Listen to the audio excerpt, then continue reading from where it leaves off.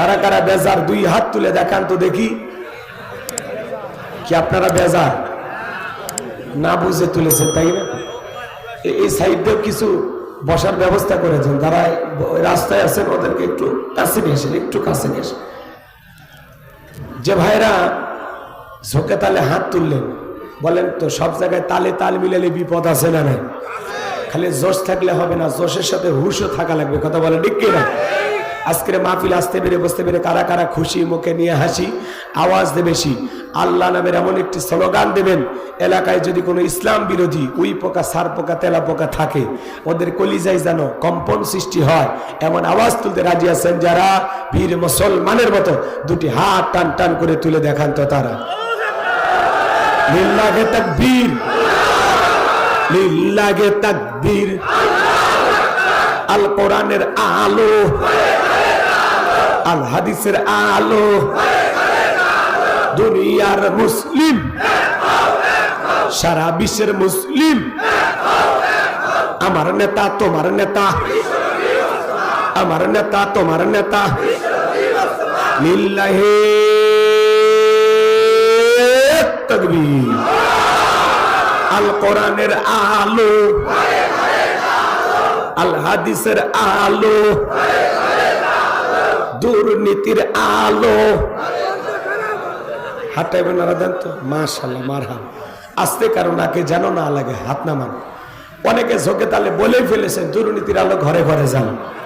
বাংলাদেশে দুর্নীতি দমন কমিশন আছে না নাই? এরপরে দুর্নীতি কমেছে নাকি ডিজিটাল কাজে বেড়েই চলেছে? দিন যত করাচ্ছে দুর্নীতির পাল্লা তত ভারী হচ্ছে। কথা বলেন ঠিক কিনা? আমরা চাই আমাদের প্রিয় মাতৃভূমি বাংলাদেশ দুর্নীতি মুক্ত আল্লাহ কবুল করেন, চিল্লা বলেন আমিন। আমরা চাই আমাদের বাংলাদেশ যৌতুক মুক্ত আল্লাহ কবুল করেন, চিল্লা বলেন আমিন। আমরা চাই আমাদের বাংলাদেশ মাদক মুক্ত আল্লাহ কবুল করেন, চিল্লা বলেন আমিন। আমরা চাই আমাদের বাংলাদেশ নাস্তিক মুক্ত আল্লাহ কবুল করেন, চিল্লা বলেন আমিন।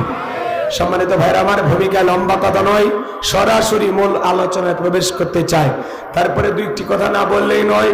আমরা যত জায়গায় কোনে কথা বলতে যাই, বলে হুজুর সাবধানে আলোচনা করবেন, ভুলে যাবেন না এলাকা কার। ওদের কথার সাইজ শুনে মনে হয় এলাকা ওদের বাবার। আছে না নাই? আওয়াজ দিলে পুরুষের মতো দেবেন, আমি করবো ওয়াজ, আপনারা দেবেন আওয়াজ, জবাব দেবেন ঠিক ঠিক, আলোচনা হবে কমপ্লিট। শ্রোতাদের স্পিরিটে বাড়ে বক্তার হিট, আলোচনা হবে জায়গা মতো ফিট। কিছু আজ প্যান্ডেলে, কিছু আজ অ্যাঙ্গেলে, জ্ঞানী লোকের জন্য ইশারায় যথেষ্ট। কথা বলে ঠিক কিনা? অনেক জায়গায় ওয়াজ করতে গেলে বলে হুজুর ওয়াজ যা করবেন করবেন, খবরদার রাজনীতির কোনো আলোচনা করবেন না। আছে না নাই? আপনারাই বলেন তো, আমার বাড়ি কোন জেলা? গাইবান্ধা। গরিব এলাকায় বাড়ি দেখে আমার জেলার নামটা নিতে আপনাদের কষ্ট হচ্ছে, একটু জোরে বলেন আমার বাড়ি কোথায়? গাইবান্ধায়। আমি আসছি কোন জেলায়? যশোর। বিশ্বাস করেন আমি গাইবান্ধা থেকে যশোরে এসেছি শুধুমাত্র কর্ণের কথা বলার আশায়, এছাড়া আমার আর অন্য কোনো উদ্দেশ্য নাই। কথা বলেন ঠিক কিনা? আর গাইবান্ধা থেকে যশোরে এসে রাজনীতি করে আমার কোনো লাভ আছে? আগামী নির্বাচনে এলাকার মহিলা মেম্বার পদে দাঁড়ানোর কোনো চান্স আছে? তাহলে আমি কেন এখানে রাজনীতি করব? যদি করাই লাগে নিজের জেলা গাইবান্ধাই করবো। কথা বলেন ঠিক কিনা? এর জন্য আপনার টেনশন মুক্ত থাকবেন। আমি আপনাদের কথার সাথে একমত। আমি বাংলাদেশের রাজনীতি কোনো দলের বক্তা না, আমি রাজনীতি কোনো বক্তব্য দেব না। I will not any political lot because I am not a leader of any political party. কারণ এখানে সব দলের লোক আছে। আছে না নাই? এখানে বসে আছেন আওয়ামী লীগ, বিএনপি, জাতীয়বাদী জামাত ইসলাম, জাসদ, বাসদ, চরমনা, আরশিদ, দানবাগি, ফুরফুরা, হাটহাজারী ওলামা নিজামা, তাবলিগ, পাবলিক, ওলামা লীগ, কোনতন, গণফোরাম, সুসমাজ, বিকল্পধারা, এলজিবিপি, ডেমোক্রেটিক শক্তি, বিপিএল সোসাইটি, 4 দল, 14 দল, 8 দল, 19 দল, 20 দল, ইসলাম, বিএনএফ, বাংলাদেশ কংগ্রেস যে পর্যন্তই থাক। বাংলাদেশের কত দল? ভিপি নুরের আছে গণ অধিকার পরিষদ, তৈমুর চাচা খুলেছিল তৃণমূল বিএনপি। চাচা এখন কান্দে, চাচার হাতে মূলে ধরায় দিয়েছে। কথা কোন ঠিক কিনা? এত দলীয় লোক এখানে, আমি কি বোকা দলীয় আলোচনা করব? এই দিক থেকে যদি একটা দলের লোক গুতা মারে, ওই দিক থেকে আর একটা দলের লোক থানায় টেলিফোন করে, আমি হুজুরের অবস্থা ভালো না খারাপ? অতএব আজকের মাহফিলে বাংলাদেশের রাজনীতি নিয়ে কোনো আলোচনা করা হবে না। বলেন, বাংলাদেশের রাজনীতি নিয়ে কোনো আলোচনা করা হবে না। তবে হ্যাঁ, আমি যদি কোনো রাজনৈতিক বক্তব্য দেই, এই পৃথিবীর শ্রেষ্ঠ রাজনীতিবিদ, শ্রেষ্ঠ রাষ্ট্রনায়ক, শ্রেষ্ঠ রাষ্ট্রপতি, শ্রেষ্ঠ সেনাপতি, শ্রেষ্ঠ বৈজ্ঞানিক, শ্রেষ্ঠ দার্শনিক, শ্রেষ্ঠ বাবা, শ্রেষ্ঠ নানব, শ্রেষ্ঠ আদর্শ, শ্রেষ্ঠ মহামানব রহমাতুল লিল আলামিনের মদিনার আদর্শের রাজনীতির কথা বলবো। আমি যদি কোনো রাজনৈতিক বক্তব্য দেই, খলিফাতুল মুসলিমিন আমিরুল মুমিনিন হযরত ওমর ফারুকের আদর্শের রাজনীতির কথা বলবো, সেই ওমর ফারুক আল্লাহর জমিনে আল্লাহর আইনকে প্রতিষ্ঠিত করতে গিয়ে নিজের কলিজার টুকরা ছেলেকে পর্যন্ত ছাড় দেয় না, কথা বলে ঠিক কিনা? সেই মদিনাওয়ালার আদর্শের রাজনীতির কথা শোনার পর আপনার যেন আবার চুলকে নিয়ে আরম্ভ না হয়, কারণ কোরআন হাদিসের হক কথা সবার পেটে হজম হয়।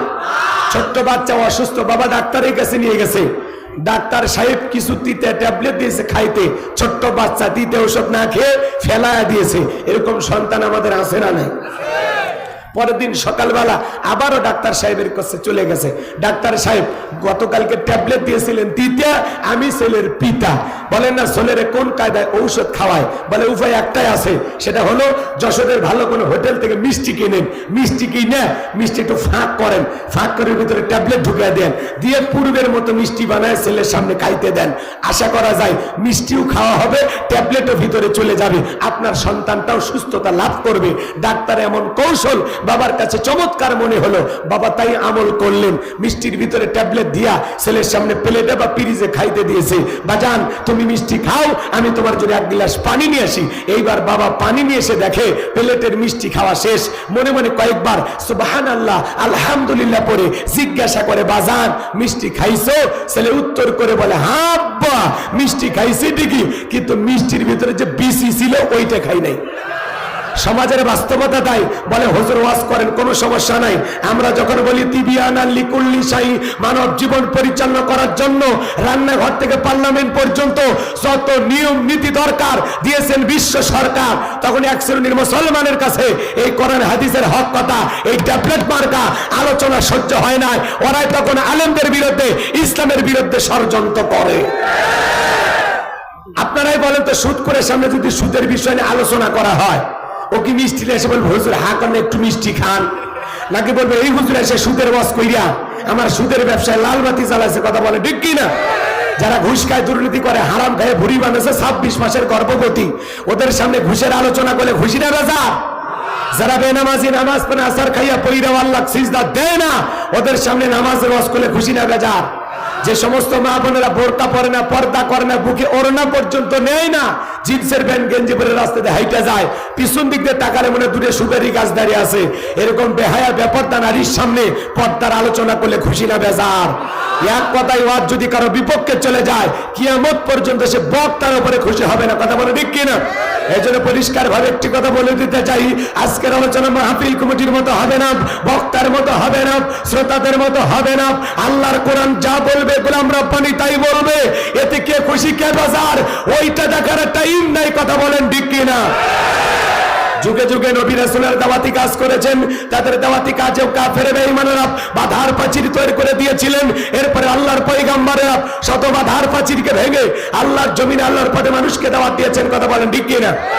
আপনার আমার প্রিয় নবী কালেমার দাওয়াত দিতে গিয়ে, কর্মের প্রচার করতে গিয়ে মার খেয়েছেন, রক্ত ঝরিয়েছেন, দান্দান মোবারক শহীদ হয়ে গেছেন, লোহার টুপি মাথার ভিতর ঢুকে গেছেন, সাহাবায়ে কেরাম দ্বীনকে প্রতিষ্ঠিত করতে গিয়ে মার খেয়েছেন, রক্ত ঝরিয়েছেন, জীবন দিয়েছেন। ও বাংলার মুসলমান, 1971 সালে এদেশের মাটির জন্য, এদেশের স্বাধীনতার জন্য আপনার আমার পূর্বপুরুষেরা যদি রক্ত দিতে পারেন, জীবন দিতে পারেন, প্রয়োজন যদি হয় আল্লাহর জমিনে আল্লাহর দ্বীনকে প্রতিষ্ঠিত করতে গিয়ে, কোরআনের সমাজ কায়েম করতে গিয়ে নবীদের মতো, সাহাবায়ে কেরামদের মতো বুকের তাজা রক্ত দিতে হয়, কারা কারা দিতে রাজি? দুই হাত তুলে আল্লাহকে দেখান, লিল্লাহে তাকবীর। হাত টান টান করে তোলেন, সোজা করেন, হাত সোজা করেন। ওই যে মাঝে মাঝে হাত ব্যাকা করে তুলেছেন, দুই হাত সোজা করার শক্তি নাই। আপনি পুরুষ মানুষ, দুধ, ডিম, ভিটামিন, ক্যালসিয়াম মাঝে মাঝে কিনে খাবেন, একেবারে দুর্বল হলে চলতে পারবেন না। হাত সোজা করেন, একটা তাকবীর দেন, লিল্লাহে তাকবীর।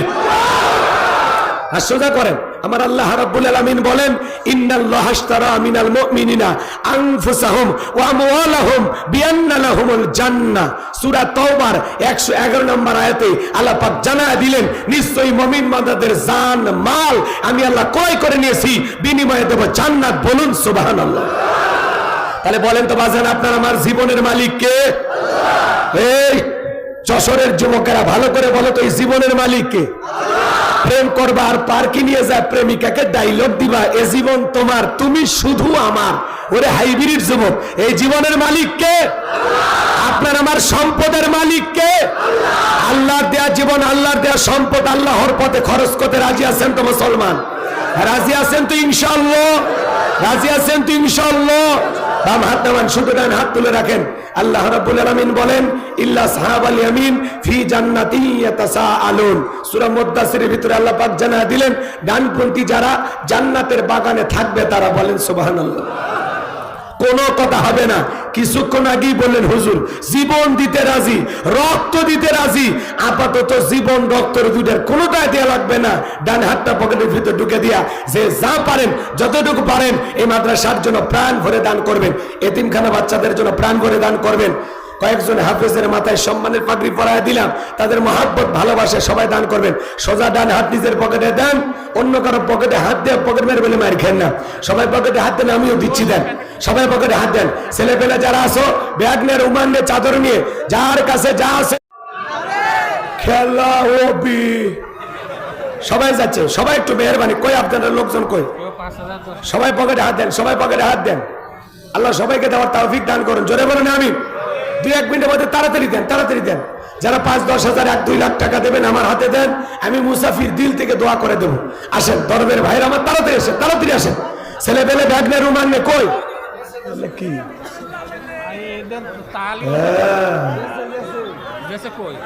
এগুলো স্বেচ্ছাসেবক কই আপনাদের? তাড়াতাড়ি ভিতরে পাঠা দেন, মহিলা পেলে লোক পাঠা দেন। আমার মা বোন যারা বসে আছেন, মা আপনারা প্রাণ ভরে দান করবেন এই মাদ্রাসার জন্য। আমি জানি যশোরের মা বোনদের দিল খুবই নরম, তারা অনেক ভালো। আল্লাহ মা বোনদেরকে বেশি করে দান। এই 30 পাড়ার জন্য এক পাড়ার জন্য 1000 করে টাকা, 30 জন আল্লাহর বান্দা কে কে দেবেন আমি মুসাফির দিল থেকে দোয়া করে দেব। আল্লাহ যেন বিশ্ব নবীর সাথে একই জান্নাতে কবুল করেন, কোরআনের সুপারিশ ভাগ্যে জোটায়া দেন, সোনার মক্কা মদিনা না দেখায়া আল্লাহ যেন মৃত্যু না দেয়। মুসাফির আমি আপনাদের জন্য দোয়া করব। কে কে আছেন এক পাড়ার জন্য 1000 করে টাকা? হাত তোলেন। কর্তৃপক্ষের ভাইরা যাবেন, নামগুলো লিখে দেবেন। মনসুর ভাই এক পাড়ার জন্য 1000 টাকা, আল্লাহ কবুল করেন। জোরে বলেন আমিন। আল্লাহ তার হায়াত বাড়া দেন, জিন্দিগির গুনাহগুলো মাফ করে দেন। জোরে বলেন আমিন। এবার 2 নাম্বার পাড়া, আল্লাহর কোরআনকে ভালোবেসে, কোরআনের মহাব্বতে। কি নাম ভাই? কি নাম? আব্দুল মান্নান ভাই। তাড়াতাড়ি কই আব্দুল মান্নান ভাই। দ্বিতীয় পাড়া, আল্লাহ কবুল করেন, কোরআনের সুপারিশ ভাগ্যে জোটায় দেন। 3 নাম্বার পাড়া, আল্লাহর কোরআনকে ভালোবেসে কে আছে যে হুজুর আমি দেবো ইনশাআল্লাহ? কি নাম ভাই? হ্যাঁ, মাহবুবুর রহমান। আল্লাহর কোরআনকে ভালোবেসে 3 নাম্বার পাড়ার জন্য 1000 টাকা, আল্লাহ কবুল করেন। জোরে বলেন আমিন। আর কে আছেন 4 নাম্বার পাড়া, আল্লাহর কোরআনকে ভালোবেসে, কোরআনের মহব্বতে মুসাফির আপনার জন্য দোয়া করবো বাজান। কি নাম বলেন? কত টাকা পয়সা কত দুনিয়াতে খরচ হয়ে যায় ভাই। কি নাম? হাশেম আলী, তরকারি বাজার। আল্লাহ কবুল করেন। জোরে বলেন আমি। 4 নাম্বার পাড়া হয়ে গেছে। 5 নাম্বার পাড়া, আল্লাহর কোরআনকে ভালোবেসে ভাগ্যবান ব্যক্তি কে? হাত তোলেন, হাত তোলেন। সোনার ভাই আমার, কলিজার ভাই আমার, হাতটা তোলেন। কি নাম বলেন? 1000 টাকা। 5 নাম্বার পাড়া, আল্লাহর কোরআনকে ভালোবেসে। কি নাম? বোরহান। 1000 টাকা মাদ্রাসায় পড়ে। মাশাআল্লাহ, বোরহান 5 নাম্বার পাড়ার জন্য 1000 টাকা, আল্লাহ কবুল করেন। জোরে বলেন আমিন। 6 নাম্বার পাড়ার জন্য 1000 টাকা, আল্লাহর কোন বান্দা? খুব দ্রুত দিলে দেন, না দিলে আলোচনায় চলে যাবে, আর কষ্ট দেব না। কি নাম বলেন? কি নাম ভাই? হাতটা তোলেন। শোনা ভাই, দুনিয়ার সম্পদ টাকা পয়সা দুনিয়াতে পড়ে থাকবে, একটু দিলটা নরম করে। সিরাজুল সারের দোকান 1000 টাকা। 6 নাম্বার পাড়া হয়ে গেছে, আল্লাহ কবুল করেন। 7 নাম্বার পাড়ার জন্য 1000 টাকা, আল্লাহর কোন বান্দা? 1000 টাকা দেন। শোনা ভাই আমার দেন। অনেক ফুলের চাষ আপনারা করেন, কোটি কোটি টাকার ফুল বিক্রি করলেন 14 ফেব্রুয়ারিতে। বাংলাদেশে প্রায় 300 কোটি টাকার উপরে ফুল বিক্রি হয়েছে। এই টাকাগুলো গেল কোথায়? সবাই একটু প্রাণ ভরে দেন। একটু খালি গরম পানি, গরম আছে ভাই? আছে? কে আছেন বলেন? 6 নাম্বার পাড়ার জন্য 1000 টাকা। কি নাম? দেবেন না? বাংলাদেশের এমন কোন জেলা নাই যে জেলায় 30 জন চাইলে পাই নাই। আপনাদের এখানে পাবো কিনা আল্লাহ জান। আল্লাহর কোরআনকে ভালোবেসে রসুলের সুপারিশ ভাগ্যে জুটবে, আমি দোয়া করব ভাই। ওই যে চাচা মিয়া, কি নাম? হ্যাঁ, আতিয়া রহমান। বাসা কোথায়? আচ্ছা, আপনারা চিনে নেন, ওনার বাসা বাদে দেখেন। হুজুর 1000 টাকা 6 নাম্বার পাড়ার জন্য, আল্লাহ কবুল করেন। 7 নাম্বার পাড়া মরহুম হাজী নূর বক্সের ছেলে। মরহুম হাজী নূর বক্সের ছেলে 1000 টাকা এক পারার জন্য 7 পারা হয়ে গেছে। আল্লাহ কবুল করেন, জোরে বলেন আমিন। আল্লাহ তার বাবার কবরকে জান্নাতের বাগান বানায় দেন, জোরে বলেন আমিন। এবার 7 পারা হয়ে গেল। 8 নাম্বার পারা, আল্লাহর কোরআনকে মহব্বত করে। কি নাম? খুব দ্রুত গতিতে কি নাম? জাহাঙ্গীরি স্যার বলেন কি নাম? আছেন কেউ আছেন? হ্যাঁ, নাই আর কেউ নেই? না, সভাপতি সাহেব দিবে তো ওনাকে। জি জি, কি নাম? কাশিম আলী একজন। এক পারার জন্য 1000 টাকা, আল্লাহ কবুল করেন। 8 নাম্বার পারা হয়ে গেছে, আল্লাহ কবুল করেন, জোরে বলেন আমিন। 9 নাম্বার পারার জন্য 1000 টাকা। কি নাম বলেন ভাই?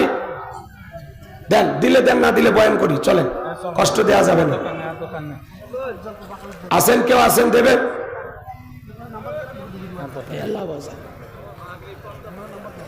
না না, মাগরিব পর্যন্ত না, আসর পর্যন্ত।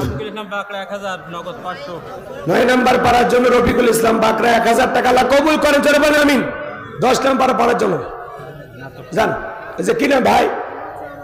মোহাম্মদ জিয়াউর রহমান, আল্লাহ কবুল করেন, জোরে বলেন আমিন।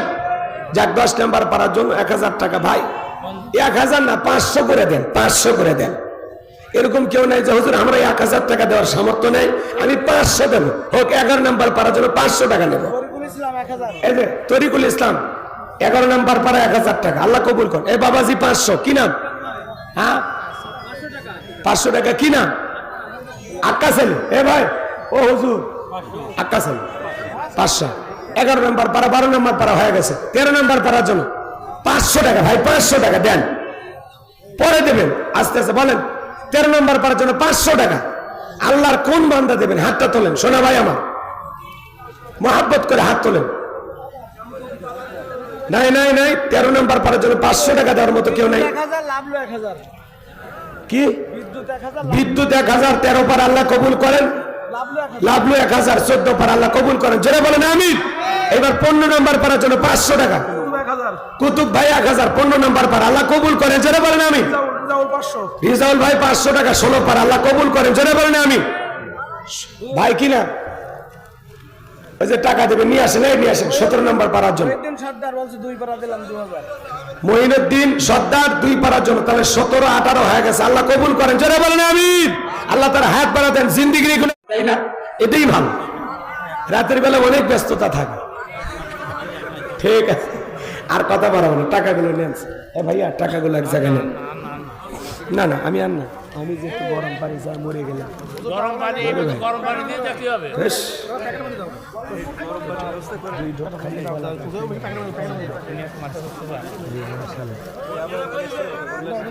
জি জি জি ভাই, জি শোনেন, ছোট্ট একটি আয়াত তিলাওয়াত করেছি, একটু একটু মনোযোগ, এদিক সেদিক করার কোনো সুযোগ নাই। আমি আপনাদের সামনে একটি আয়াতে কারিমা তিলাওয়াত করেছি, কোরআনুল কারীমের 22 নাম্বার সূরা, সূরার নাম হজ। বলেন তো কি নাম? বললেন না, আর বললেন না, সময় আছে, আপনি নিতে থাকেন, বোঝেন।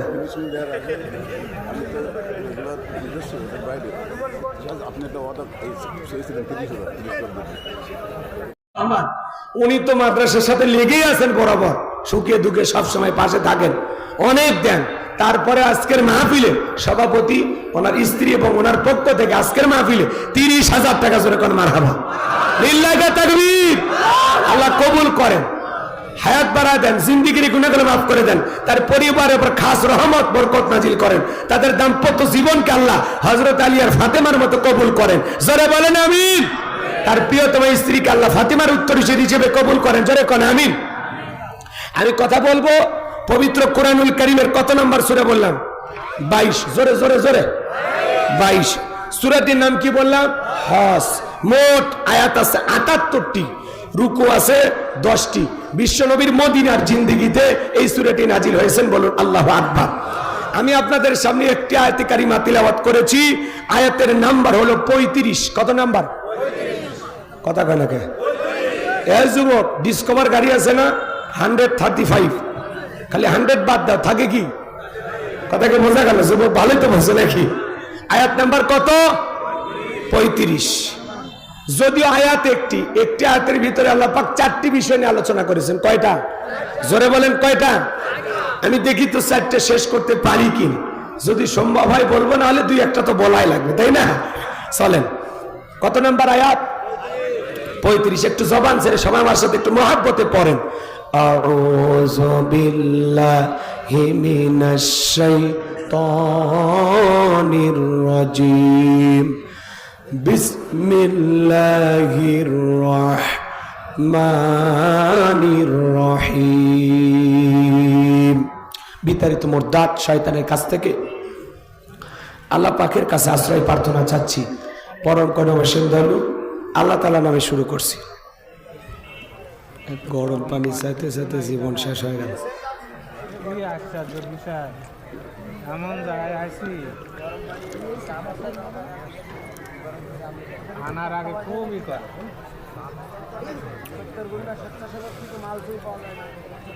الذين إذا ذكر الله وجلت قلوبهم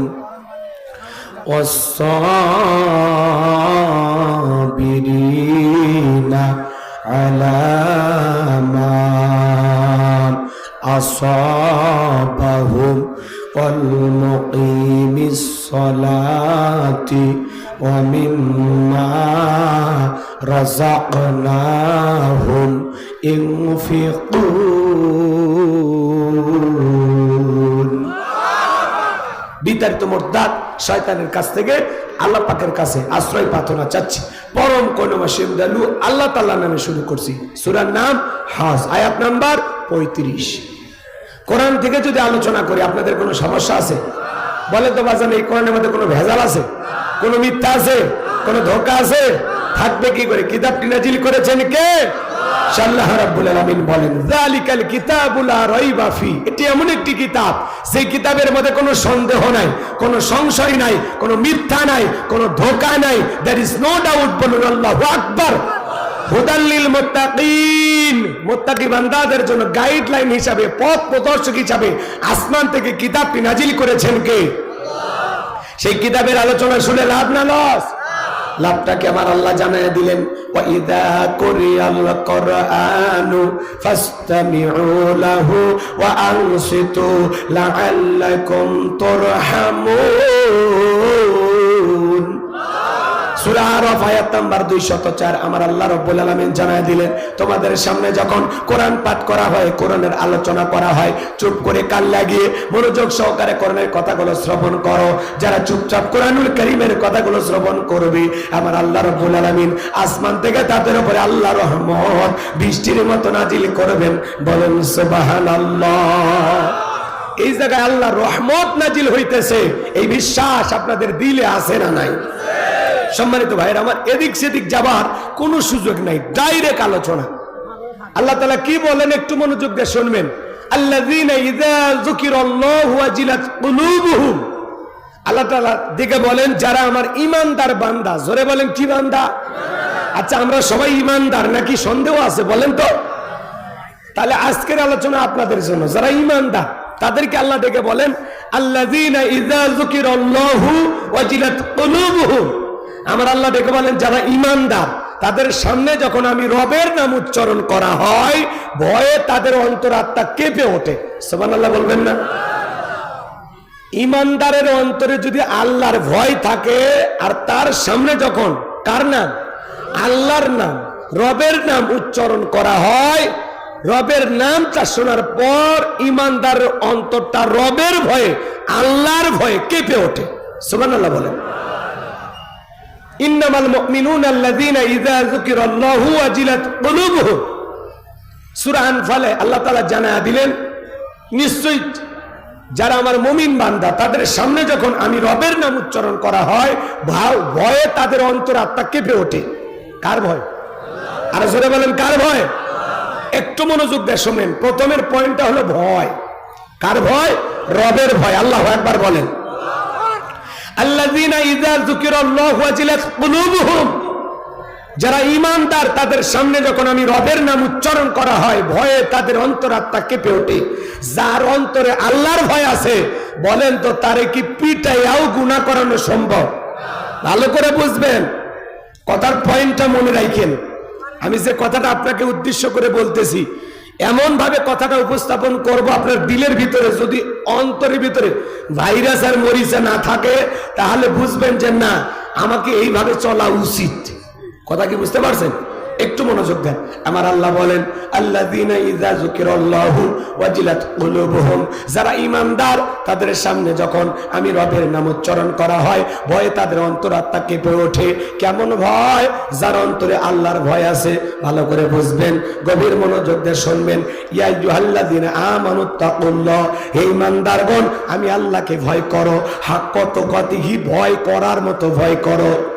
যার অন্তরে আল্লাহর ভয় আছে সে কোনোদিন সুদ খাইতে পারে না, ঘুষ খাইতে পারে না, জিনা করতে পারে না, মিথ্যা বলতে পারে না, গীবত করতে পারে না, অহংকার করতে পারে না, খাদ্যে ভেজাল দিতে পারে না, ওজনে কম দিতে পারে না, দুধে পানি মিশাইতে পারে না, জমিরাল ঠেলতে পারে না, গান শুনতে পারে না, অশ্লীল কথা বলতে পারে না, মা বাবাকে কষ্ট দিতে পারে না, বিবির হক নষ্ট করবে না, সন্তানদের সাথে খারাপ ব্যবহার করবে না, প্রতিবেশীর হক নষ্ট করবে না, আত্মীয় স্বজনের হক নষ্ট করবে না, রাষ্ট্রের হক নষ্ট করবে না, জনগণকে কষ্ট দেবে না। এইভাবে হাজার হাজার বলা যায়, কিন্তু অত সময় আছে? একটু মনোযোগ দেন।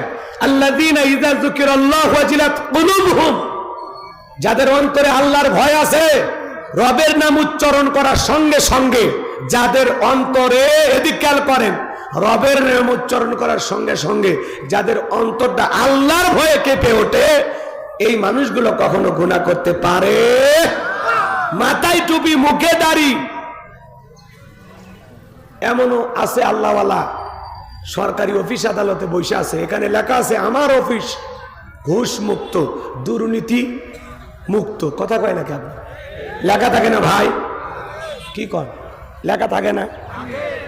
আমরা তো ওই যে সাইনবোর্ডটা লাগাইছে ওর মধ্যে তো ঘুষের দুর্গন্ধ পায়, কারণ ওইটার মধ্যে দুর্নীতি কইছে, ওইটা ছাপাইতে যে বাজেট হইছে ওখানে উঠমাই রেখেছে। কথা কয় না কে? ওই যে লেখা আছে আমার অফিস দুর্নীতি মুক্ত, ঘুষ মুক্ত, ওই যে সাইনবোর্ডটা লাগাইছে ওখানেও দুর্নীতির গন্ধ পাওয়া যায়। কথা কন ঠিক কি না? সমাজে এরকম আছে না নাই? ভাই একটু হক কথা বলা লাগবে, মন খারাপ জান করেন না, ঠিক আছে তো? বিরক্ত হবেন না তো ইনশাআল্লাহ? যাদের অন্তরে আল্লাহর ভয় আছে, সরকারি কর্মকর্তা অফিসে বসে আসে, আহারে টাকা ফাইল ছাড়া নিচতলা থেকে উপরতলা যায় না, এমন অফিস এই দেশে না থাকলে ভারতে আছে না নেই? কথা কর না কে ভাই?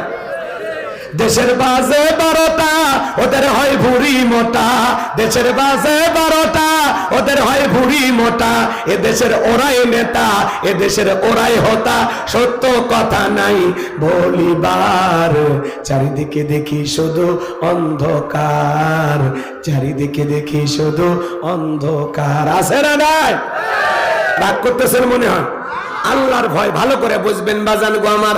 আল্লাযীনা ইযা যুকিরাল্লাহু ওয়াজিলাত কুলুবুহুম, যারা ঈমানদার বান্দা তাদের সামনে যখন আমি রবের নাম উচ্চারণ করা হয়, ভয়ে তাদের অন্তরাত্মা কেঁপে ওঠে।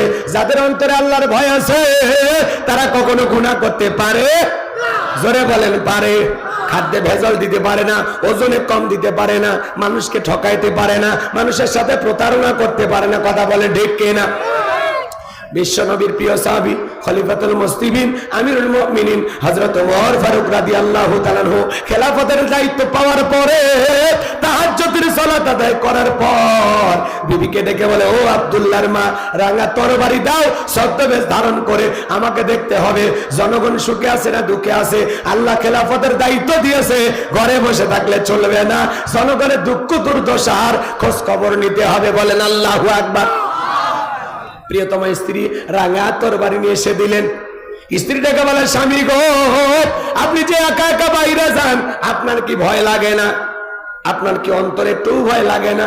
হযরত ওমর ফারুক ডেকে বলে, বিবি রে, মুসলমানের নেতা হবে যারা, তাদের অন্তরে আল্লাহ ছাড়া দুনিয়ার কানো ভয় থাকবে না। আর আমি যদি জনগণের জন্য ভালো কাজ করি, আমার নিরাপত্তা দেওয়ার জন্য আমার আল্লাহই যথেষ্ট। বলেন আল্লাহু আকবার। যারা খাঁটি শাসক, খাঁটি ইমানদার, ন্যায় পরায়ণ শাসক, এদের চলতে কোনো সিকিউরিটি লাগে না। কথা বল না কেন? হযরত ওমর ফারুক একা একা পথ চলতেছে, কেমন শাসক ছিল! সুবহানাল্লাহ বলেন। আর পৃথিবীতে এমনও শাসক আছে যে এলাকায় ওই নেতা যাবে, কুত্তে দিয়া, বিড়াল দিয়া, র্যাব দিয়া, সেনাবাহিনী তাকে পরীক্ষা নিরীক্ষা করে ওই জায়গাতে, যেই জায়গায় নেতা পা রাখবে, কথা কয় না, দেখে কেউ কিছু রাখছে নাকি, পুরুষ করে ওঠে, ভয় ভয়, কথা কন ঠিক না? ভালো করে বোঝার চেষ্টা করবেন। হযরত ওমর ফারুক একা একা রাঙা তরবারি নিয়ে পথ চলতে চলতে একটা ছোট্ট কুটির থেকে আওয়াজ শুনতে পাইলেন। একটা মা তার মেয়েকে ডেকে বলে, মা কি পরিমাণে দুধ দহন করেছো? মেয়েটা ডেকে বলে, মা আজ একটু পরিমাণে দুধ কম হয়েছে। মহিলা ডেকে বলে, মেয়ে রে, তাহলে একটু দুধের ভিতরে পানি মিশিয়ে দাও।